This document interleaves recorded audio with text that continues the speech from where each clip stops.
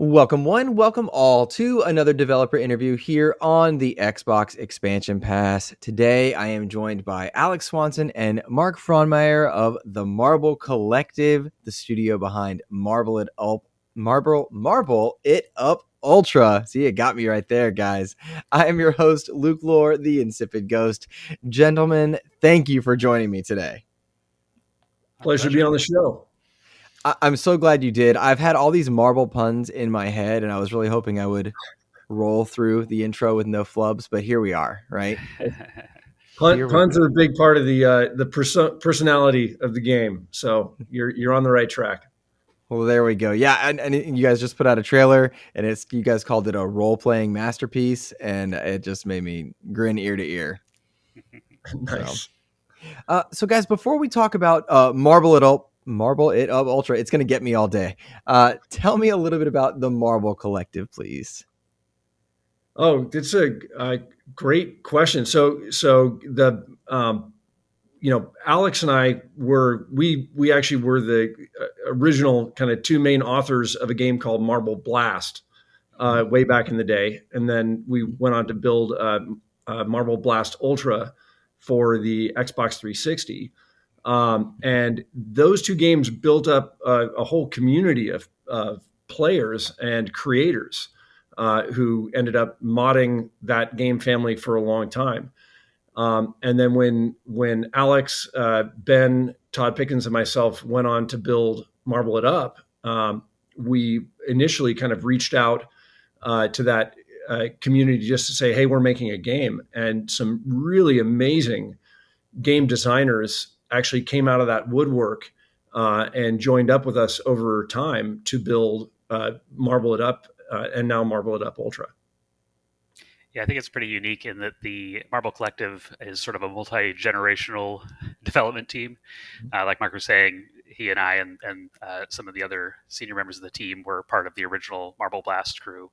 These other folks grew up playing Marble Blast on their computer labs. It used to be bundled with all consumer Macs, so a lot of people randomly have encountered it there, or on Xbox 360, and now no longer kids playing the game. They're now designers building levels and contributing to the code base and other things like that. It's pretty wild to have, to have people who actually, some of whom got into game development because they played the game that we made 21 years ago, and then now are just epic coders and designers and artists that have saddled up to work with us to make the next big thing.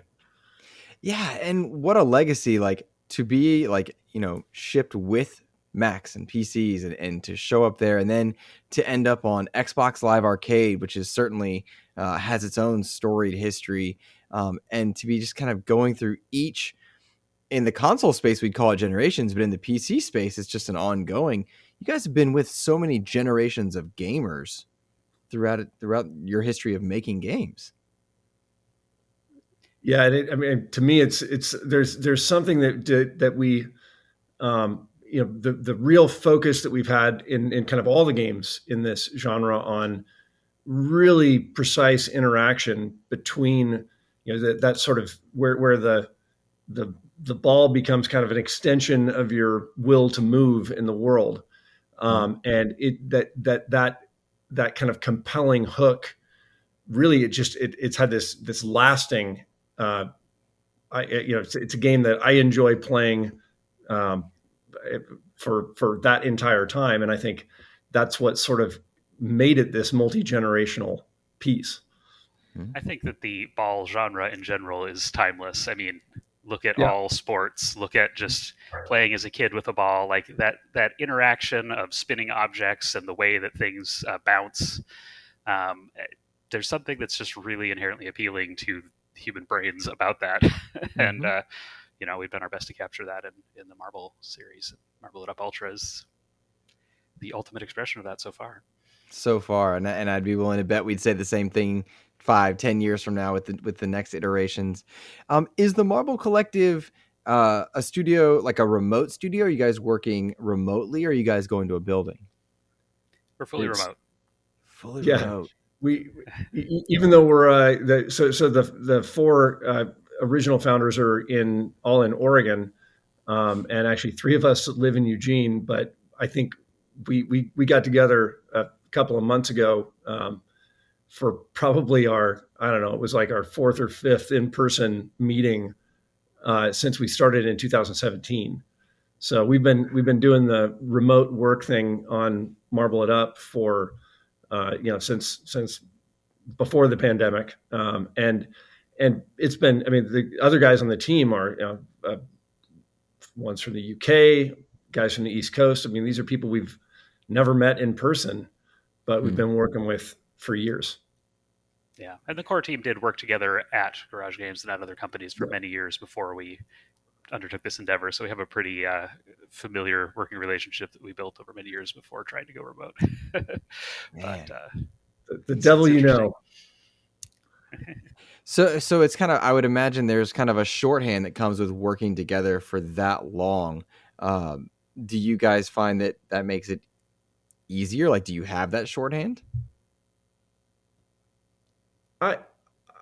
I would say it's more. I think we probably just understand each other's personalities well enough to, and particularly with kind of all the remote work and going back to work and the being in person thing. I think having that long time relationship and friendship really helps in those scenarios where you have a totally remote team, because it is very easy to. Particularly when you're communicating a lot in text only, you're missing subtext all the time. So it helps to know the person on the other side. Yeah, for sure. I've worked in a number of remote companies, and personal familiarity is pretty hard to replicate if you start out remote. But I think that between the founders having that familiarity to begin with, and then frequent play tests and interactions with the other designers, we've done pretty well. Run into a few road bumps here and there that I think are typical for remote work teams, but sorry. Mark's like, it's me. I did it. So let me ask you this, guys. I feel like because the Marble genre has been around for so long, some might take for granted what it is. But I don't think that's actually the case. I think there are a lot of gamers that might be discovering Marble It Up Ultra kind of for the first time. I know I discovered it by way of the recent demos that came out with ID at Xbox these past few months. Would you guys talk to me about the elevator pitch of Marble It Up Ultra? Sure.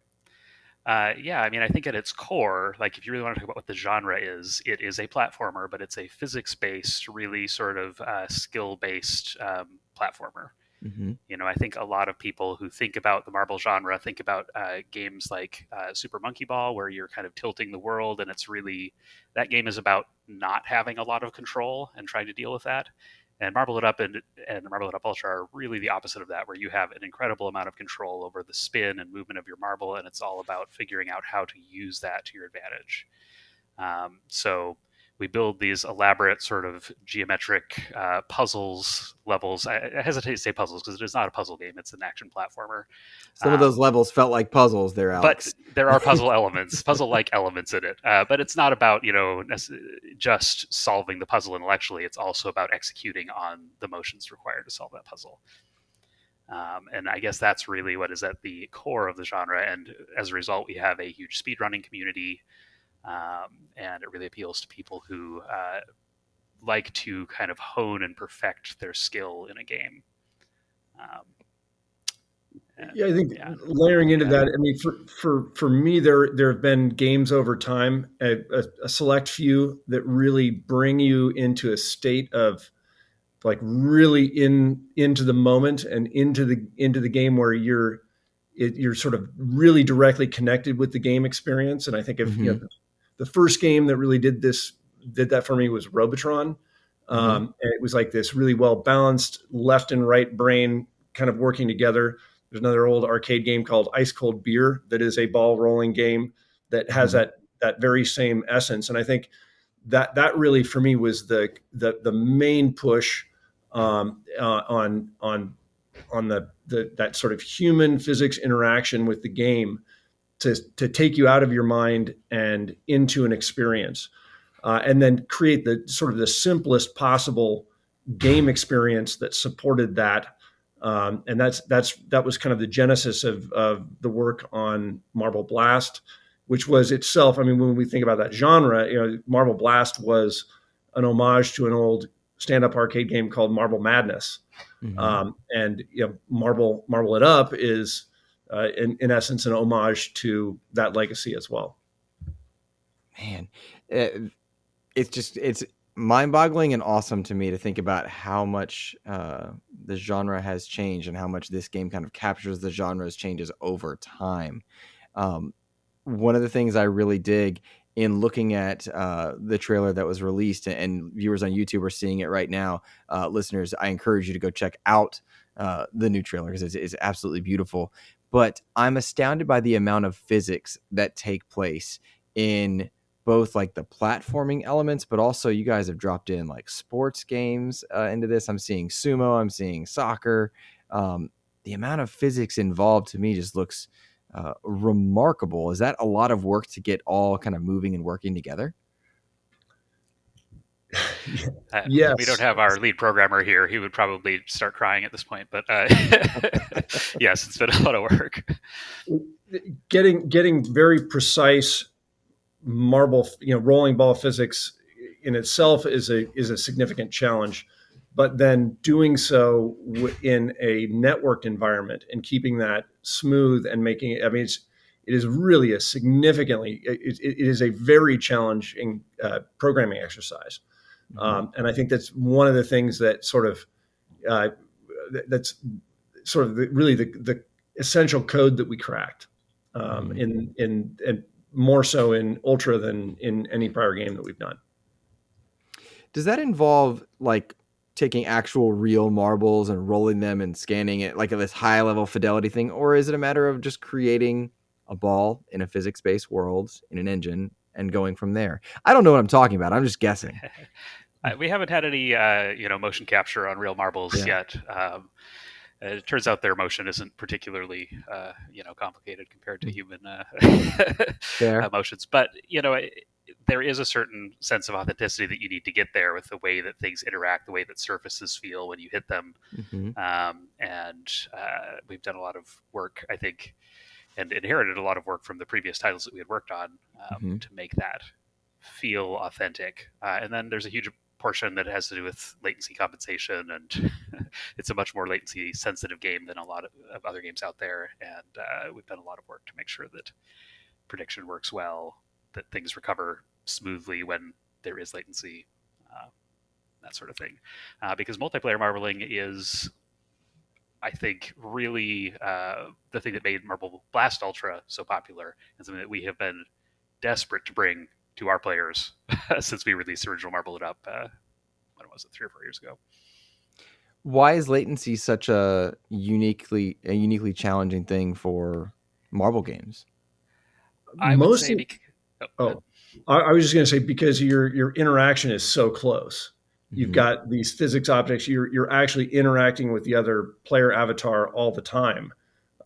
In terms of it's a very tight, sumo. You're knocking other marbles out of the ring.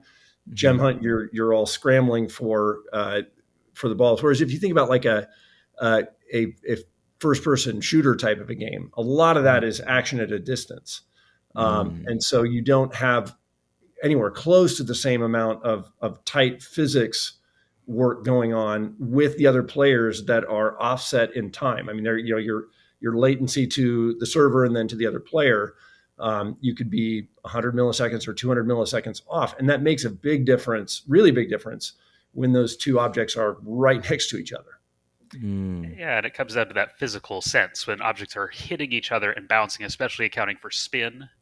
Like, our brains are tuned for how spheres work because of all this time we spend playing with balls as kids. So when that doesn't bounce in the way you would expect based on its spin, like, you really notice that. I think in a way that you don't in other games where position, obviously, like for a FPS game, hit scanning and making sure that projectiles are hitting is a challenge that they have to overcome. But they're not having to account for that real inherent human understanding of how a ball's physics are supposed to work. Mm-hmm. Does that mean that like the surfaces you've got your marble rolling on, whether it's a racetrack type level or a platforming level, do the surfaces change how the ball bounces and moves? We haven't.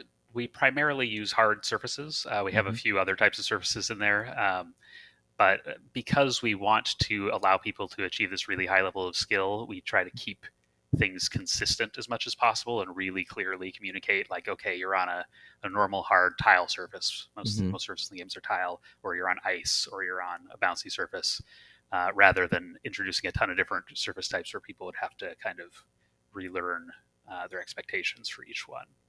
Not to say But there yeah, isn't like room for ice. expansion there in the future. Ice has a very different feel than the hard surfaces. So like you get when you hit an ice patch, you definitely slip and spin, and it feels like you're rolling on ice. Mm-hmm. The bounce surfaces that Alex mentioned is actually a relatively new upgrade, which is well, it is what it sounds like. It's a surface that lets you bounce off it higher, and but all of those are just additional sort of tools in the level designer's palette. Mhm. That was what I was actually noting when I had the question. Was I saw these bounce pads in the trailer that send the marble flying far distances and bounce it up high. And in those moments, I feel like we really get a sense of scale for the levels that you guys are creating. Um, when you're designing these, are you thinking, okay, this is a maze level, this one's platforming, this is a speed one, this is a combination? Is that the mindset behind creating kind of the single player experience? Yeah, I think that there is certainly a certain part of it that is like, what type of level is this? What type of level does it need to be for the progression and where it is in the uh, you know set of levels? We've come more around to that as we've filled out sort of the last sets of levels. Originally, the designers were all building a lot of different levels. A lot of it was just about what is a concept that I have come up with that I think is really cool that's going to make a fun level. And we started with a ton of those that were just purely these kind of experiments in what is possible. Mm-hmm. And then we kind of went back and said, okay, what do we need to fill in the gaps to make this feel like a good progression? What's missing? What don't we have enough of? And then taking that more limited canvas and trying to build levels in there. But when I'm building levels, it really comes down a lot of the time to media that I'm reading, or like science literature that I'm consuming, where it's like, oh, here's this sort of interesting astrophysical concept. I'm going to try to make a level that expresses that, and often the names of the levels reflect that, and sort of the bizarre shapes and whatnot are inspired by whatever my brain interprets from some reading. Or obviously there's a lot of inspiration from MC Escher with the levels that change gravity. Yeah, so you have shifting gravity as a kind of concept, and I can only imagine what an Alex level after you've watched Interstellar is like. It's like, oh no, you know. Well, The get into singularity. chapter 6 or the bonus chapters and you'll find out. Oh, there they are. Okay.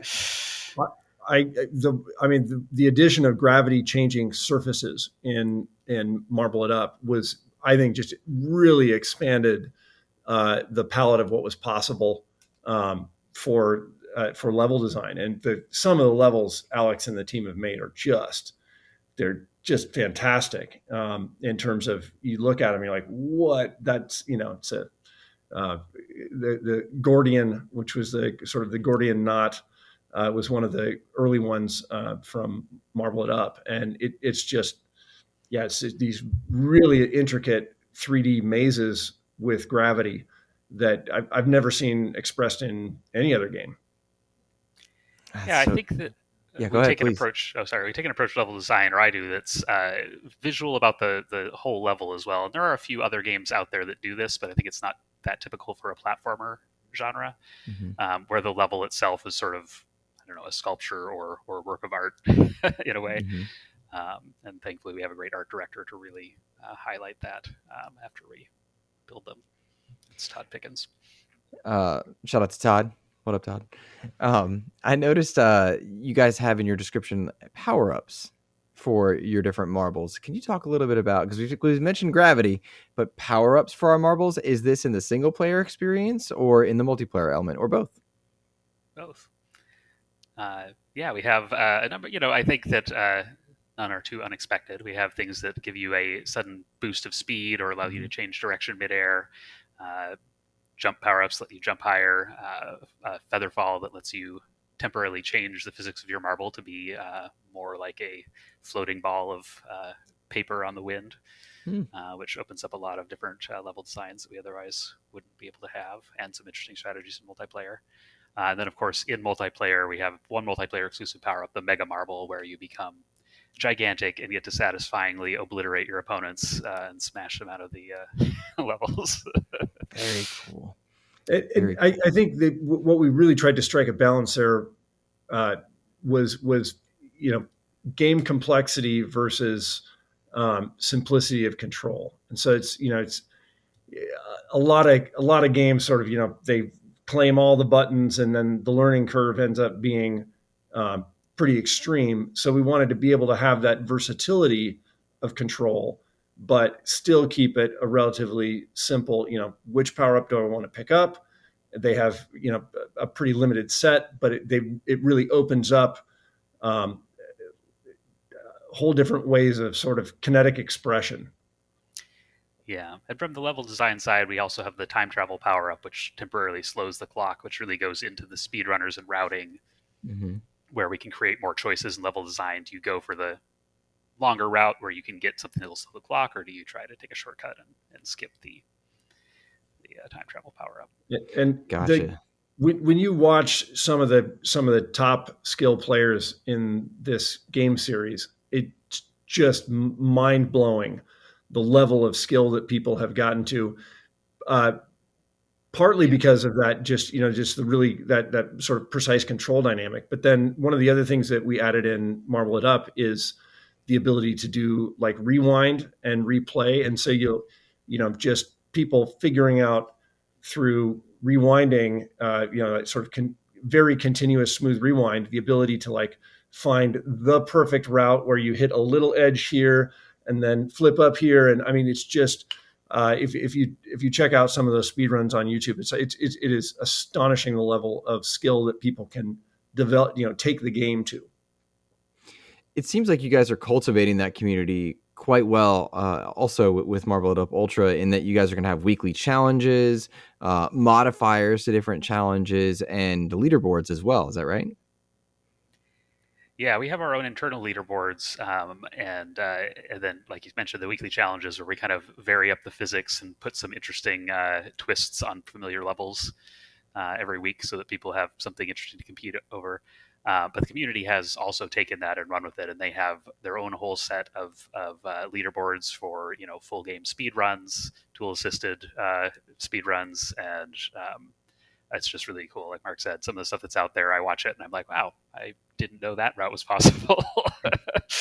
Well, and I think the other big community hook for that we've been wanting for a long time as players is multiplayer, and that's one of those elements that kept Marble Blast Ultra going for many years, even after it was delisted from the store. People kept playing and kept playing tournaments, and so now where that game only had one multiplayer game mode, this one's got five, and I think we've got lots of ideas cooking for continued growth and really honing that online community. Talk to me about some of those modes, because I mean, it's like you got zombies. It looks like the sumo one. I know I mentioned soccer. Those are some of your multiplayer modes.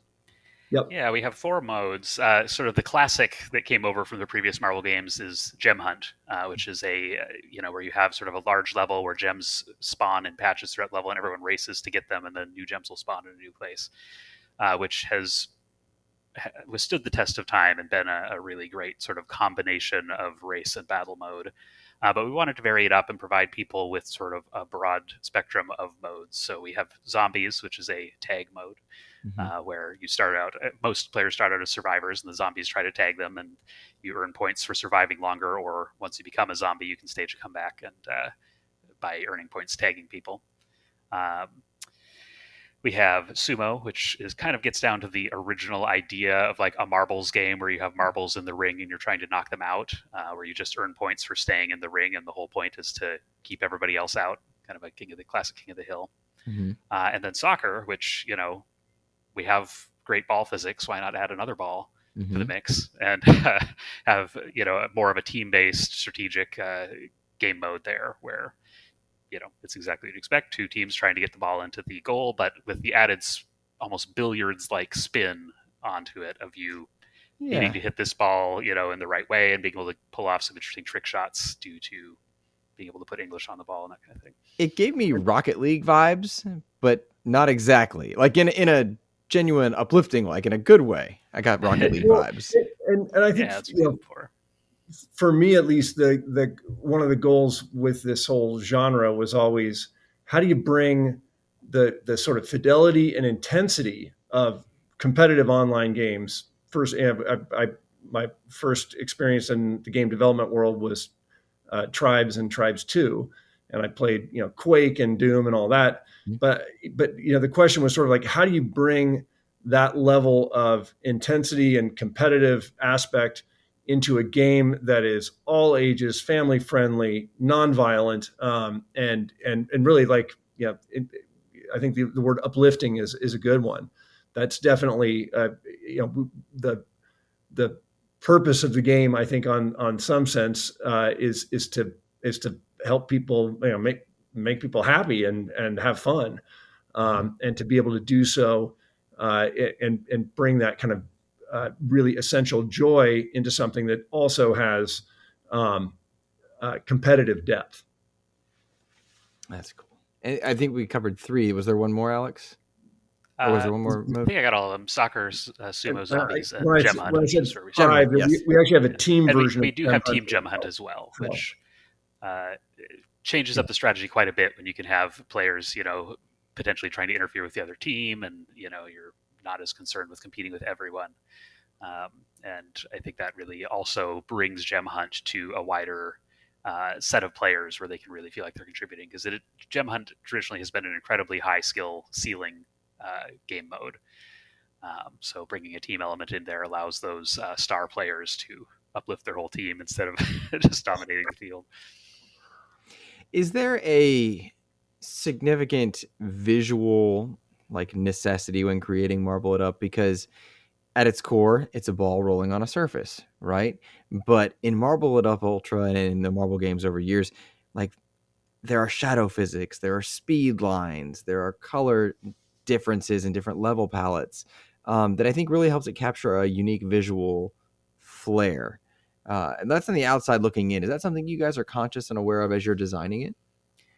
Yeah, for sure. And I can kind of paraphrase from our art director here, but we really do want to. We've always wanted to pay homage to the things that came before us. So if you look at Marble Blast, it obviously took some inspiration from Marble Madness, and we wanted to continue that sort of aesthetic going forward, but also expand upon it.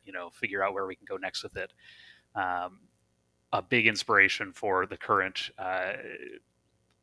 aesthetic is sort of the vaporwave and like the Trapper Keepers of the early 90s, if you remember those. Mm-hmm. We're like, what has like beautiful spheres and goofy rendering and interesting psychedelic colors. Mm-hmm. And part of the reason that we went that direction is because at its core the game is all about um, interacting with these interesting geometric shapes of the levels. And it's really, really important that that geometry be clearly visible and communicated.